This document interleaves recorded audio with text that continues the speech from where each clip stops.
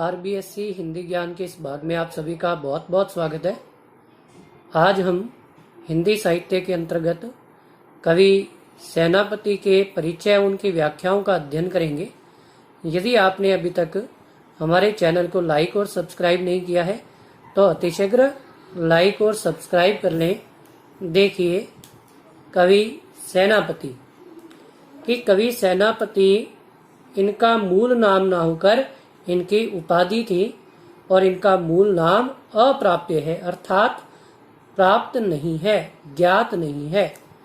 इनका जन्म विक्रम संवत 1646 में हुआ।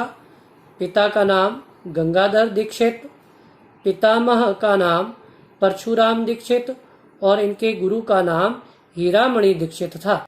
ये रीतिकाल के कवि माने जाते हैं और इनकी काव्यधारा रीतिबद्ध काव्यधारा थी। इनकी प्रमुख रचनाएं कवित्त रत्नाकर और काव्य कल्पद्रुम है।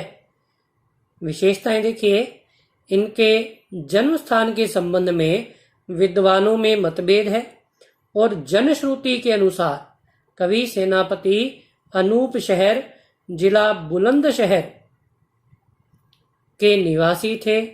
विद्वान इनकी रचनाओं कवित्त रत्नाकर और काव्य कल्पद्रुम को एक ही मानते हैं, अर्थात विद्वानों के द्वारा यह कहा गया कि ये दोनों रचनाएं अलग अलग नहीं है अपितु एक ही रचना है।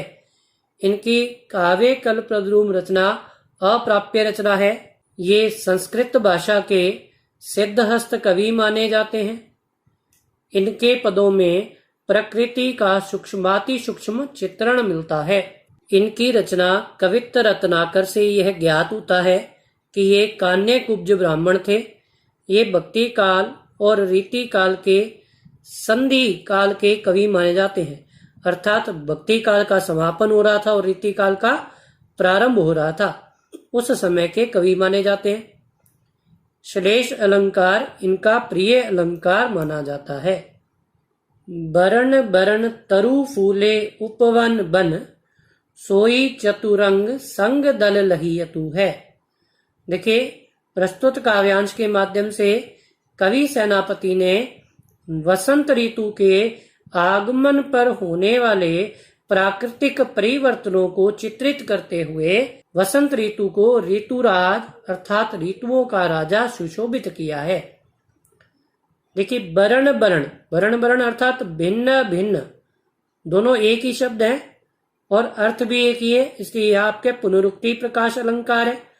तरु फूले उपवन बन, तरु अर्थात वृक्ष, फूले अर्थात पल्लवित होना, उपवन अर्थात उद्यान, वन अर्थात वन।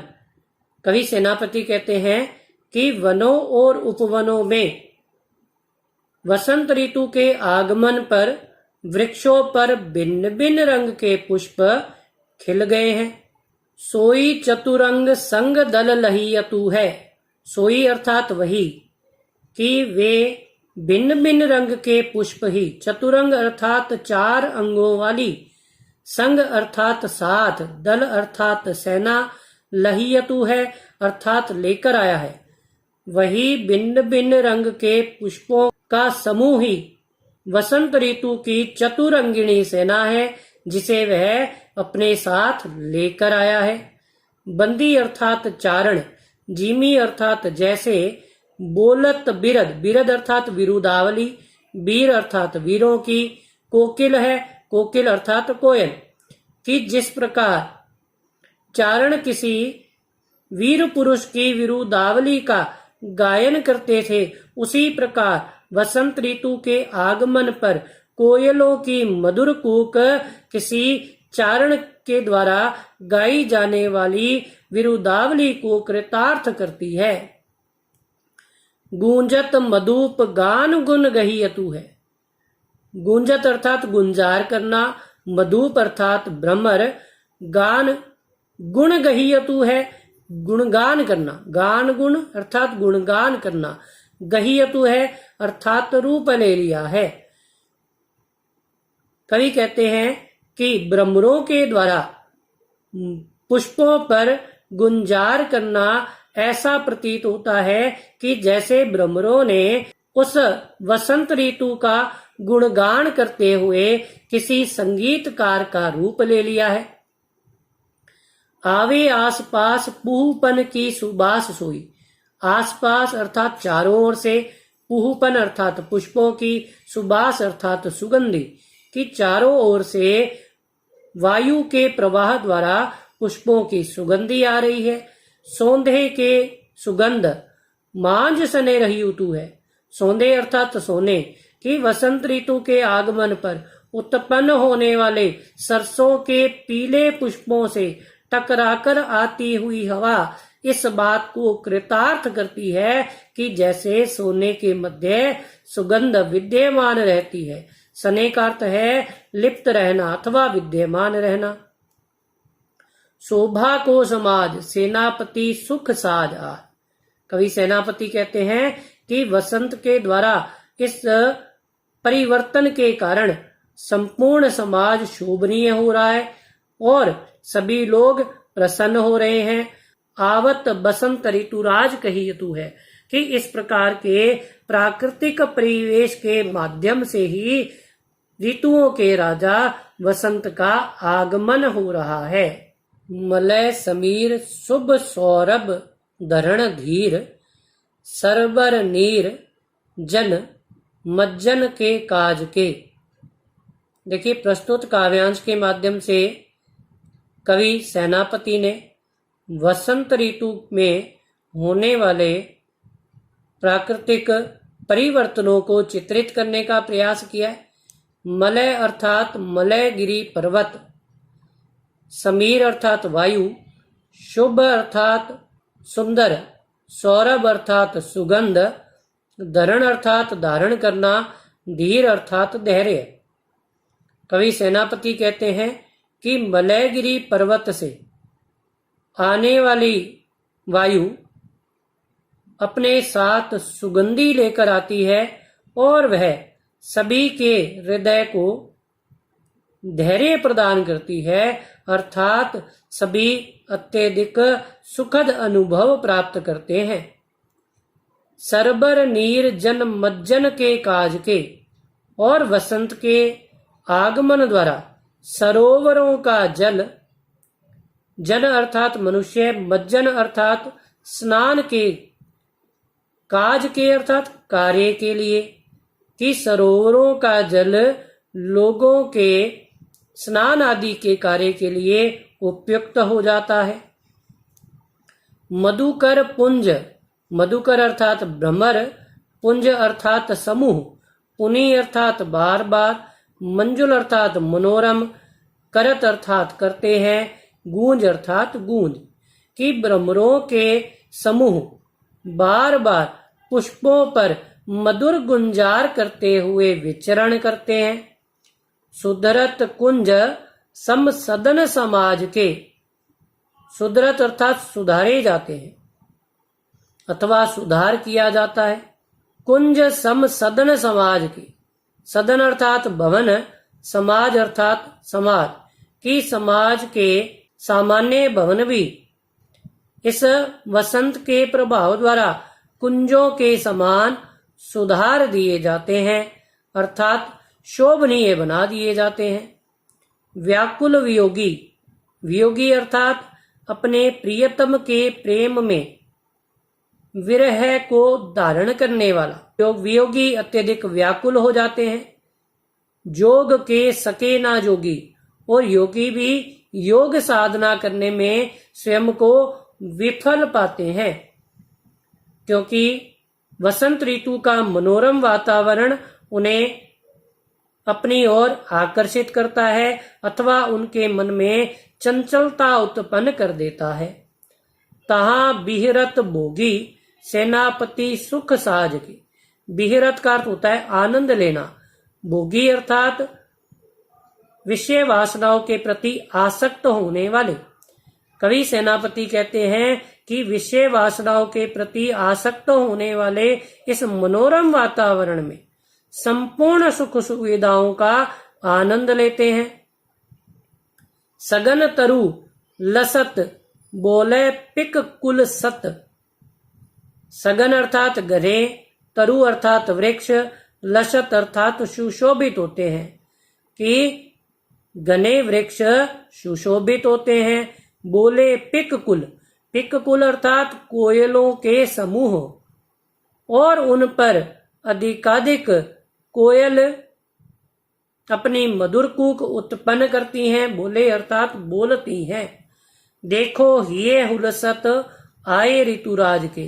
कवि सेनापति कहते हैं कि हृदय को आनंदित करने वाले ऋतुराज अर्थात ऋतुओं के राजा वसंत का आगमन हो गया है। देखिए, सुधरत कुंज सम सदन समाज के, यहाँ पर आपके उपमा अलंकार का प्रयोग हुआ है। व्याकुल वियोगी, जोग के सके ना जोगी, यहाँ पर आपके अनुप्रास अलंकार का प्रयोग हुआ है। और कवि सेनापति की भाषा ब्रज भाषा है। जेठ नजीकाने सुधरत खसकाने तल। जेठ अर्थात ज्येष्ठ का माह, ज्येष्ठ माह अर्थात ग्रीष्म ऋतु। तो यहाँ कवि सेनापति ने ग्रीष्म ऋतु का सुंदर चित्रण करने का प्रयास किया है। जेठ नजीकाने, ज्येष्ठ का माह, नजीकाने अर्थात नजदीक आ जाने पर। सुधरत खसकाने, सुधरत अर्थात सुधारे जाते हैं। खसकाने अर्थात घास फूस के छप्पर। तल अर्थात फर्श। कवि सेनापति कहते हैं कि ज्येष्ठ का माह नजदीक आ जाने पर घास फूस के छप्पर भली प्रकार से लगा दिए जाते हैं। तल अर्थात और लोग फर्श पर बैठकर शीतलता का अनुभव करते हैं। ताक तहखाने के सुधारी झारियत है, कि ताक तहखानों को भली प्रकार से झाड़ पोंछ कर साफ किया जाता है। होती है मरम्मती विविध जल जंत्रण की, और विविध प्रकार के अनेक प्रकार के जल यंत्रों की मरम्मत की जाती है। ऊंचे ऊंचे अटा और ऊंची ऊंची जो अट्टालिकाएं हैं, ते सुधारियत है। सुधा का अर्थ चूने अथवा सफेदी के द्वारा, कि ऊंची ऊंची अट्टालिकाओं को चूने अथवा सफेदी द्वारा मरम्मत करके सुधारा जाता है। सेनापति अंतर गुलाब अर्गजा साजी, और घरों में इत्र, गुलाब, अर्गजा आदि सुगंधित पदार्थों का छिड़काव किया जाता है। सार तार हार मोल ले धारियत है। सार अर्थात शुद्ध, तार हार अर्थात मोतियों की माला, कि श्रेष्ठ जन शुद्ध मोतियों की माला को क्रय करके धारण करते हैं। ग्रीष्म के बासर बराईवे को सीरे सम। ग्रीष्म के बासर अर्थात दिन, बराईवे अर्थात बिताने के लिए, सिरे अर्थात ठंडे, अर्थात ग्रीष्म ऋतु के दिनों को बिताने के लिए सभी शीतल उपचार करते हैं। राजभोग काज साज यो समहारियत है। समहारियत अर्थात संभालना। राजभोग की राजभोग के कार्य अर्थात राजसी सुख भोग प्राप्त करने के लिए लोग साज सज्जा की ओर ध्यान देते हैं और सभी कार्यों को भली प्रकार से संभालते हैं। देखे छिति अंबर जले है चारी ओर छोर, तिन तरबर सब ही को रूप हर्यो है। प्रस्तुत काव्यांश के माध्यम से कवि सेनापति ने ग्रीष्म ऋतु और वर्षा ऋतु का चित्रण करने का प्रयास किया है। सबसे पहले ग्रीष्म ऋतु का वर्णन करते हैं। देखिए, देखे अर्थात देखिए, क्षिति अर्थात पृथ्वी, अंबर अर्थात आकाश, जले हैं अर्थात जल रहे हैं, चारी ओर छोर अर्थात संपूर्ण सीमाएं, छोर अर्थात सीमाएं। कवि सेनापति कहते हैं कि ग्रीष्म ऋतु के प्रभाव द्वारा पृथ्वी और आकाश की सभी सीमाएं जलती हुई सी प्रतीत हो रही हैं। तिन तरबर, तिन अर्थात घास, तरबर अर्थात वृक्ष, सब ही को रूप हर्यो है। और ग्रीष्म ऋतु के भयंकर प्रभाव ने घास और वृक्ष सभी के रूप का हरण कर लिया है। महाझर लागे ज्योति बादव की होती चले। महाझर अर्थात लू, ज्योति अर्थात प्रकाश, बादव अर्थात दावाग्नि की ग्रीष्म ऋतु में चलने वाली लू का प्रभाव दावाग्नि के प्रकाश की भांति बढ़ता ही जा रहा है। जलद पवन तन सेक मानो पर्यो है और जल से रहित बादलों से टकराकर आती हुई हवा भी सभी के शरीरों की सेकाई कर रही है। दारुण तरनी तरे नदी सुख पावे सब। दारुण अर्थात कष्टदायक, तरणी अर्थात सूर्य, तरे अर्थात नीचे कि इस ग्रीष्म ऋतु में सूर्य की भयंकर किरणों के प्रभाव से बचने के लिए लोग नदियों के जल में सुख प्राप्त कर रहे हैं।